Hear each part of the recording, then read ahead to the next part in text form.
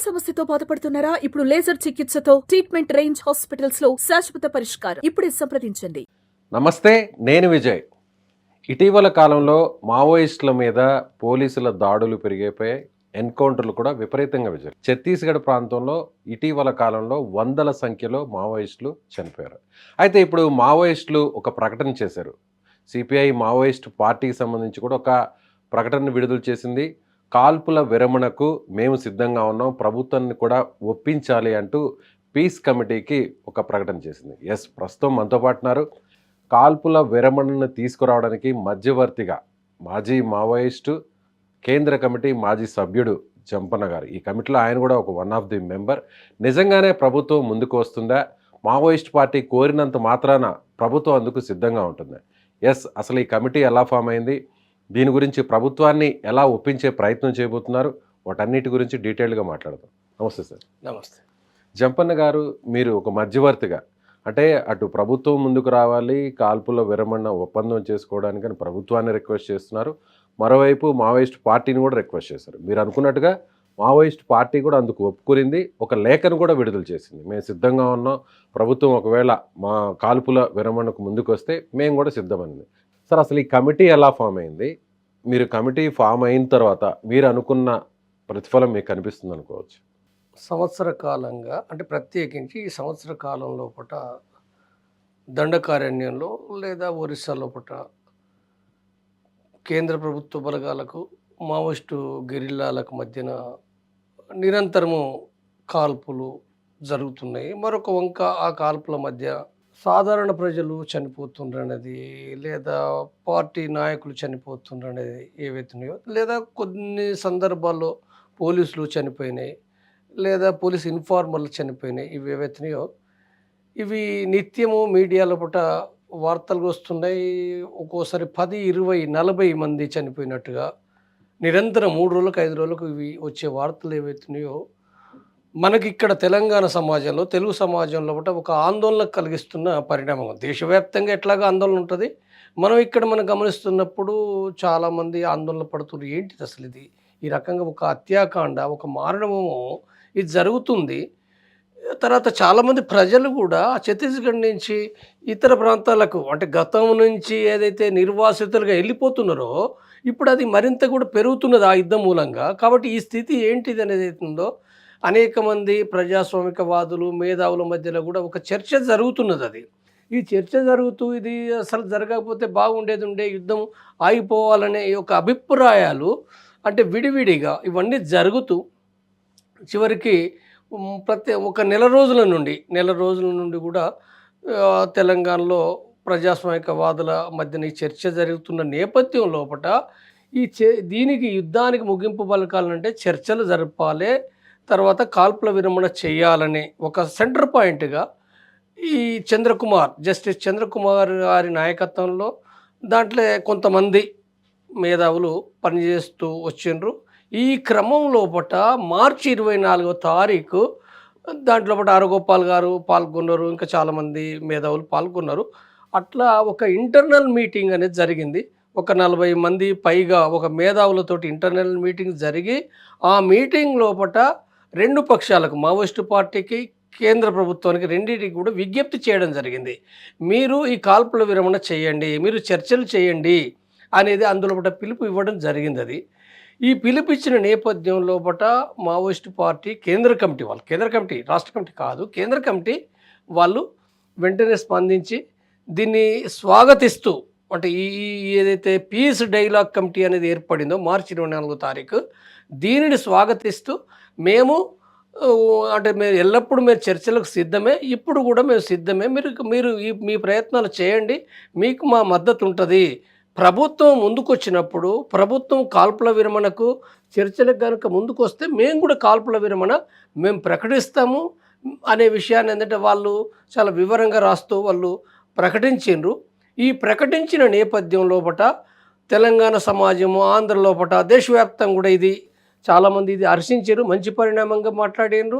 ఈ పరిణామం నేపథ్యం లోపల మేము వెంటనే మళ్ళీ 4వ తారీఖు, అంటే 2వ తారీఖు వీళ్ళ యొక్క ప్రకటన వచ్చింది. వాళ్ళు 28వ తారీఖు రాస్తే 2వ తారీఖు, ఏప్రిల్ 2వ తారీఖు ప్రకటన వస్తే మేము ఏప్రిల్ 4వ తారీఖు మళ్ళీ అంటే ఇక్కడ ఉన్న వాళ్ళను కొద్ది ఇంటలెక్చువల్స్ను తర్వాత 3 మానవ హక్కుల సంఘాలు ఏపీసీఎల్సీ, తర్వాత హెచ్ఆర్ఎఫ్, బాలగోపాల్ స్థాపించిన హెచ్ఆర్ఎఫ్, తర్వాత ఇంకొకటి ఏంటంటే పియూసీఎల్, ఈ 3 పౌర హక్కుల సంఘాలను కూడా పిలవడం జరిగింది.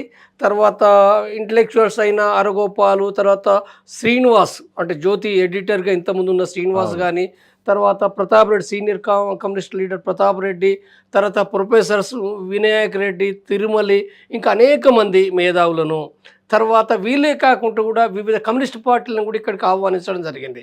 కమ్యూనిస్ట్ పార్టీ సిపిఎం రాలేదు, వాళ్ళకి వేరే మీటింగ్ ఉంది, కానీ మిగిలిన వాళ్ళకి సంబంధించిన ఆ పార్టీలో పనిచేసిన రాములు కానీ, తర్వాత సిపిఐని ప్రజెంట్ చేస్తూ ప్రతాప్ రెడ్డి కానీ, తర్వాత ఇతర పార్టీలు new democracy party, Mass Line party, red star party, liberation party, MCPI party, ఈ పార్టీలు కూడా ఇక్కడికి వచ్చి వాళ్ళ మద్దతు కూడా వాళ్ళు స్పష్టంగా మావోయిస్టు పార్టీ ప్రకటన ఏదైతుందో, చర్చలు అనేది అవుతుందో దానికి మేము మద్దతు చేస్తున్నాం అనే విషయాన్ని కూడా వాళ్ళు ప్రకటించడం జరిగింది. అది ఆ మీటింగ్లో చాలా విస్తారంగా కూడా వివిధ కోణాల లోపట మేధావులు విశ్లేషించారు. ఈ విశ్లేషణ ప్రకారంగా తప్పనిసరిగా మనం ఇవాళ దేశవ్యాప్తంగా, తెలంగాణ మాత్రమే కాదు దేశవ్యాప్తంగా కూడా ఇది ఒక శాంతి ఉద్యమం లాగా ఇది కొనసాగాలి. ఇది రాజ్యాంగబద్ధమైన విషయం.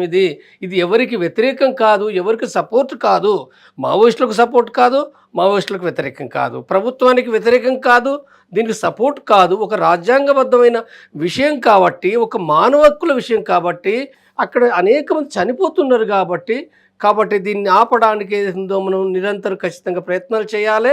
ప్రయత్నాలు చేసే క్రమంలో తప్పనిసరిగా ప్రభుత్వం ఆలోచిస్తుందనే ఒక ఆశాభావాన్ని వ్యక్తం చేయడం జరిగింది. అది దీని ప్రకారం ఇది మాత్రమే కదా, ఆ తర్వాత నిన్న రాత్రి అంటే దీనికంటే ముందే 2 రోజుల ముందే ఒక నేషనల్ వైడ్గా ఢిల్లీలో ఉన్న మేధావులు, ఛత్తీస్గఢ్లో ఉన్న మేధావులు, లేదా చెన్నైలో ఉన్న మేధావులు, అనేక మంది మేధావులు కూడా ఏంటంటే వాళ్ళు ఒక ప్రకటన కూడా వాళ్ళు ఒకటి రిలీజ్ చేయడం జరిగింది బయటికి. ఇంగ్లీష్ పేపర్స్కు, తెలుగు పేపర్స్ కూడా రిలీజ్ చేయడం జరిగింది. రాత్రి కూడా వాళ్ళొక జూమ్ మీటింగ్ కూడా వాళ్ళు ఏర్పాటు చేసుకున్నారు. ఆ మీటింగ్ లోపల కూడా వాళ్ళు చర్చించిన విషయం కూడా ఏంటంటే కేంద్ర ప్రభుత్వానికి విజ్ఞప్తి చేస్తూ కాల్పుల విరమణ పాటించాలి, చర్చలు చెయ్యాలనే విషయాన్ని ఏంటంటే వాళ్ళు ప్రకటించడం జరిగింది. కాబట్టి ఇక్కడ శాంతి డైలాగ్ కమిటీ అనేది ఉందో ఇక్కడ ఒక 15 మంది పైగా, ఇక్కడ తెలంగాణ లోపట 15 మంది పైగా ఈ కమిటీ చంద్రకుమార్ నాయకత్వం లోపట ఈ కమిటీ ఏర్పడింది. ఇందులో అనేక మంది మేధావులు, జర్నలిస్టులు, తర్వాత మానవ హక్కుల సంఘాల వాళ్ళు ఉన్నారు. ఇది విస్తృతమవుతుంది.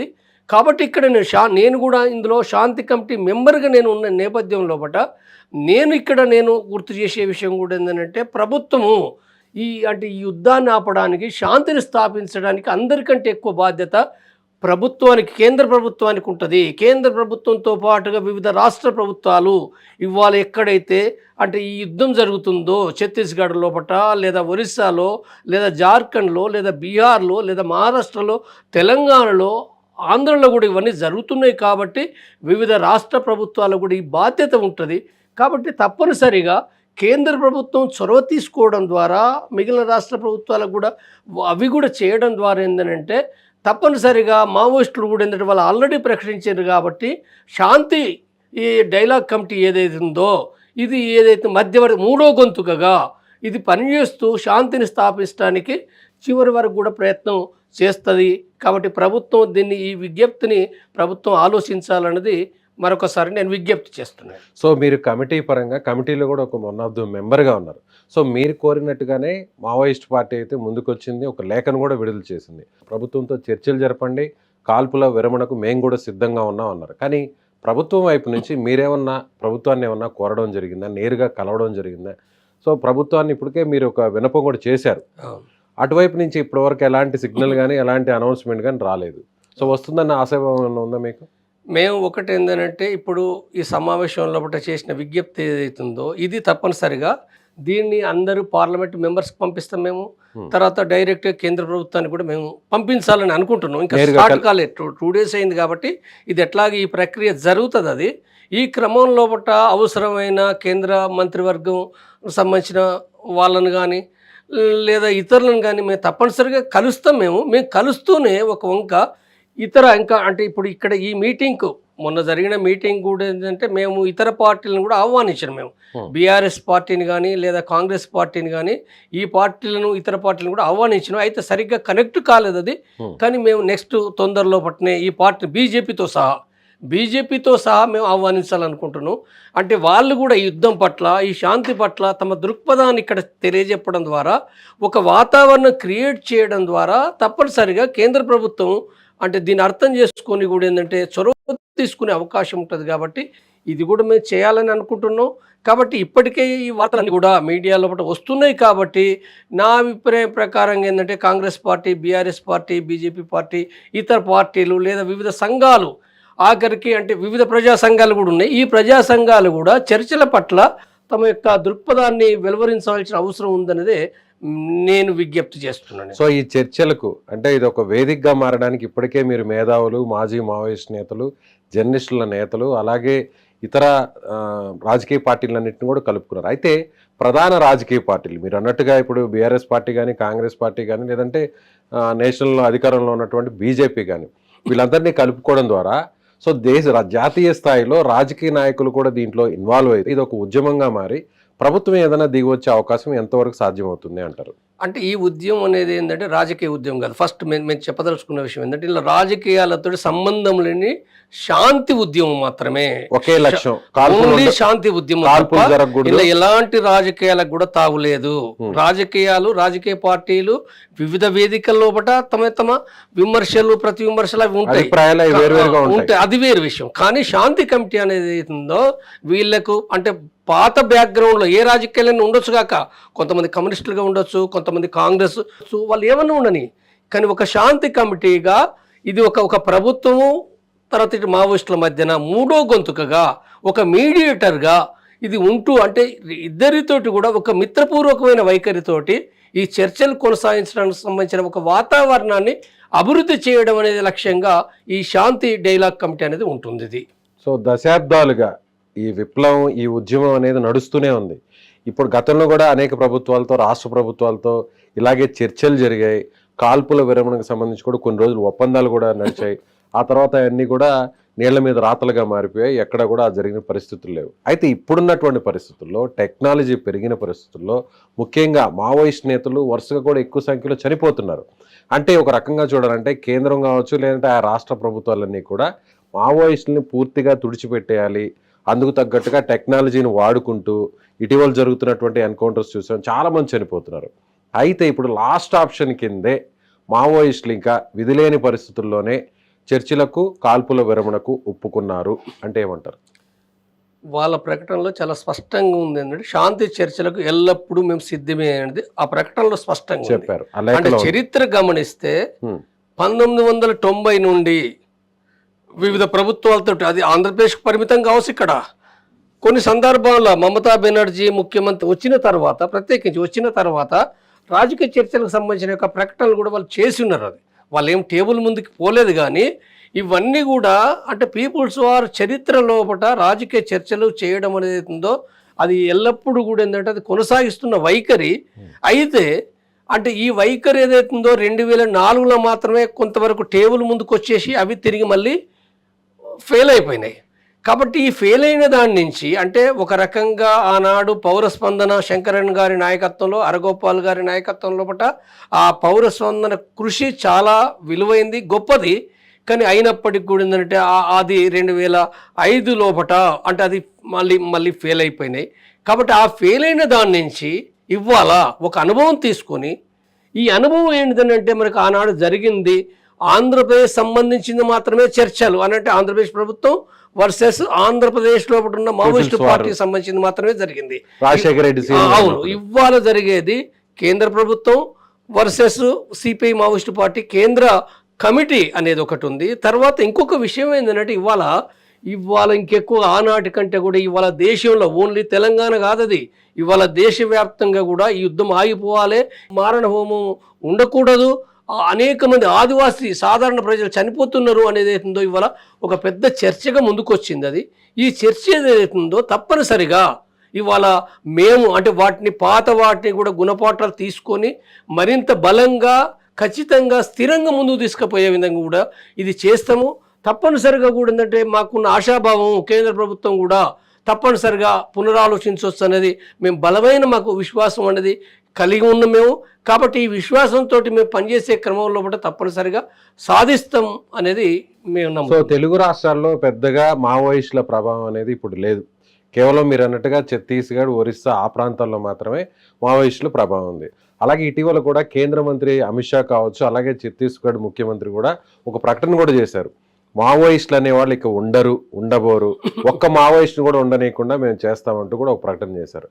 ఆ ఆలోచనలో ఉన్నటువంటి ప్రభుత్వం మీరు పీస్ కమిటీ ఏర్పాటైన తర్వాత మీరు ఒకవేళ చర్చలకు రండి అని పిలిచిన తర్వాత ప్రభుత్వం దిగి వస్తుంది, ఎంతవరకు సాధ్యమవుతుంది? ప్రకటనలకు సంబంధించి వచ్చినప్పుడు అంటే చర్చల ప్రక్రియ ప్రారంభం లోపల వేరువేరుగా మావోయిస్టు పార్టీ అయితే పూర్తి సానుకూలంగా ఈ పాయింట్ ఆఫ్ వ్యూలో వాళ్ళు మాట్లాడారు. అయినప్పటికీ వాళ్ళకు సంబంధించిన బయట కొద్దిమంది వ్యక్తులు కొన్ని శక్తులు భిన్నమైన అభిప్రాయాలు వ్యక్తం చేయొచ్చుగాక, వాళ్ళే కాదు వేరు వ్యక్తం చేస్తారు. తర్వాత ఇక్కడ అంటే ఛత్తీస్గఢ్ ప్రభుత్వానికి సంబంధించింది కూడా కొంతవరకు మనం గుర్తించాలని అంటే వాళ్ళు సంవత్సర క్రితమే వాళ్ళు చర్చలకు ఆహ్వానించారు. ఉప ముఖ్యమంత్రి మాట్లాడారు ఒకటి. తర్వాత ఇప్పుడు కూడా మొన్న ఉప ముఖ్యమంత్రి మాట్లాడిన దాంట్లో పట వాళ్ళు చర్చలను వ్యతిరేకించలేదు. వాళ్ళు వ్యతిరేకించకుండా వాళ్ళు కొన్ని షరతులు పెట్టినరు, షరతులు పెడుతూ మాట్లాడినరు. అదొక రాష్ట్ర ప్రభుత్వమే కాదు కేంద్ర ప్రభుత్వంలో బట్టి ఎవరైనా మాట్లాడచ్చుగాక. ఎవరు మాట్లాడినప్పటికీ మాట్లాడినే అది తుది ముగింపు కాదు.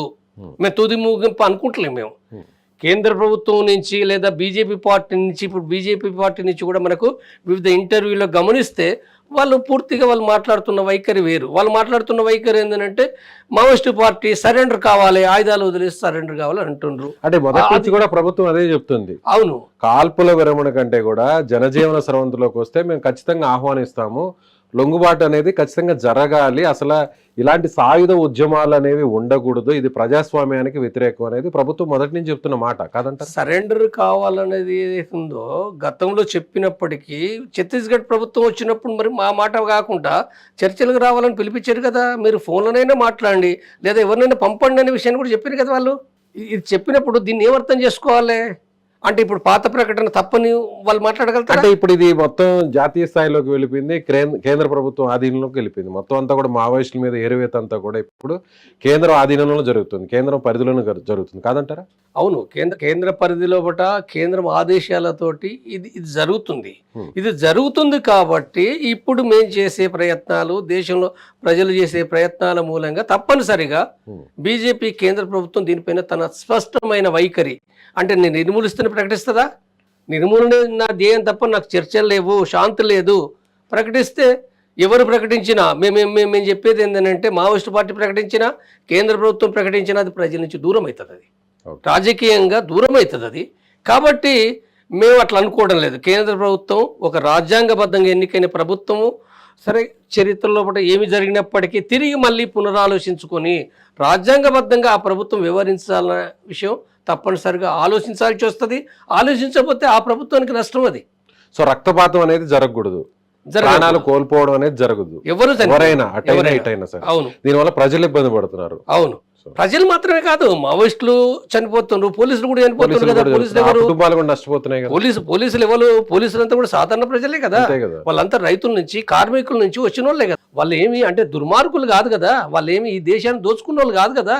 ఈ దేశ ప్రజల కోసం ఇక్కడ సామాజికమైన అణచివేతను దృష్టిలో పెట్టుకుని, దోపిడిని దృష్టిలో పెట్టుకుని వాళ్ళు పోరాడుతున్నారు, మార్పు రావాలనే ఉద్దేశంతో పోతున్నారు. కాబట్టి హింస ప్రతి హింస చర్చ వేరే, హింస ఉంది కదా అనే చర్చ వేరు. కానీ వాళ్ళు 40 ఏళ్ళ నుంచి 50 ఏళ్ళ కాంచి అన్ని వదిలిపెట్టి ప్రజల కోసం వాళ్ళు అక్కడ పోరాడుతున్నప్పుడు ఆ పోరాడే వాళ్ళతోటి చర్చించడం అవసరం కదా. ఇది రాజ్యాంగమే నిర్దేశిస్తుంది కదా.